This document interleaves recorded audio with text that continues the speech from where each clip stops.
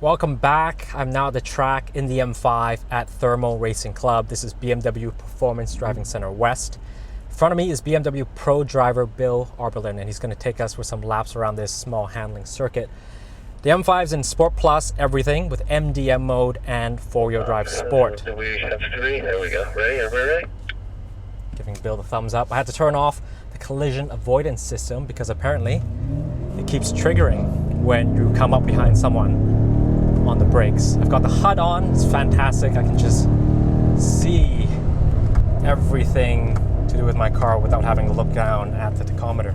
Now earlier on, when we were doing the standing starts, I was actually shifting a little bit late, which is why my head was jerking. I realized on the street, it might actually be better off in the automatic mode. Oh, just coming out of that corner, I can already feel the rear biased all-wheel drive system yawing ever so slightly.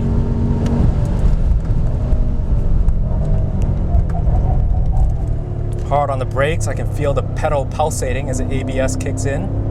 Just rolling on the throttle here into this left-right series. And I can nice bit of lift off oversteer as I come off the throttle. I can feel the front tire scrubbing away, full power on the straight.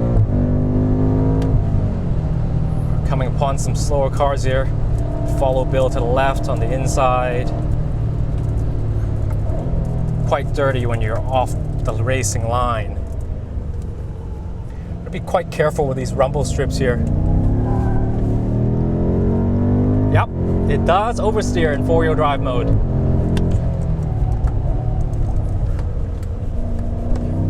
Amazing compliance as I jumped over that hump. This car is so smooth. It's really got the compliance that I haven't seen in the M304. The M304 are a little bit too stiff. It doesn't flow over the rumble like that. Really fantastic. Remember, this is 4,200 pounds or so. And you can really feel it when you're on the brakes. And yet, I was able to turn in. What music would you like to hear? Nothing right now, please. That's a problem with these multi-function steering wheels. I hate those at the track. I keep hitting buttons I don't mean to. Please say the genre, artist, album, title for the music you want to hear.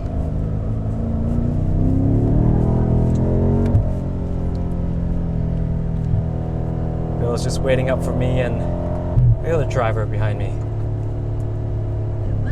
This is a true driver's car. I mean, there's something to be said about this being an M5, and how many M5 owners do you see actually tracking their cars on weekends? The guys who are hardcore drivers tend to have a GT3 RS, F80 M3 CS, competition pack, M2s, what have you. They have a dedicated two-door high-performance track car. So typical M5 buyers, I have never seen them at the track. I don't know about your local track days. Tell me if you beg to differ. But the fact remains is that right now we're treating this 4,000-pound, beautiful, comfortable saloon car as if it was a dedicated track car, and it's just eating it up. All right, back to business. Okay, whereas on the street it felt mostly rear-wheel drive, on the track it does feel like a four-wheel drive car. A very, very good one.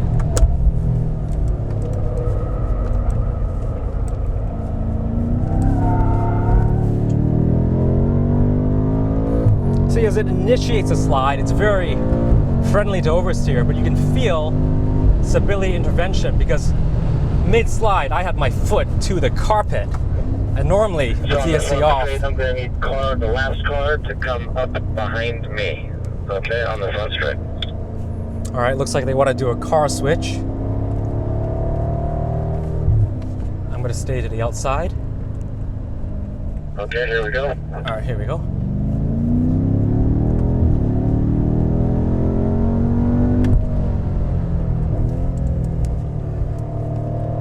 So, running slower now, following. Okay, it oversteers, but this is a very four-wheel drive feeling kind of oversteer. So I was telling you earlier,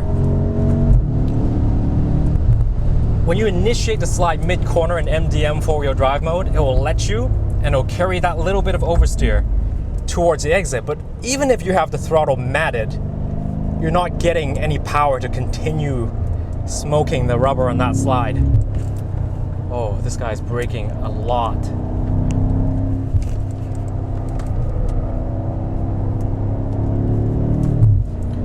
All right, since we're not going as fast, I'm gonna switch it over.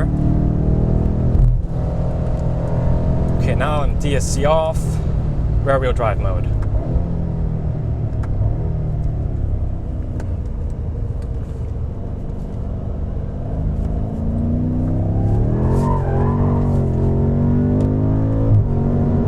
And I want to confirm whether we feel any of those traction differences that I felt on the street. Oh, it's a little hard to do given that car in front of me. Oh, definitely way more oversteer. And you can carry that oversteer with the rear wheel drive mode. Oh, it's quite dusty here. Actually, don't feel terribly comfortable about all that dust kicked up in the middle of that corner. All right, guys, we're gonna cool the brakes and go in, so nice and easy on the brakes from here on out.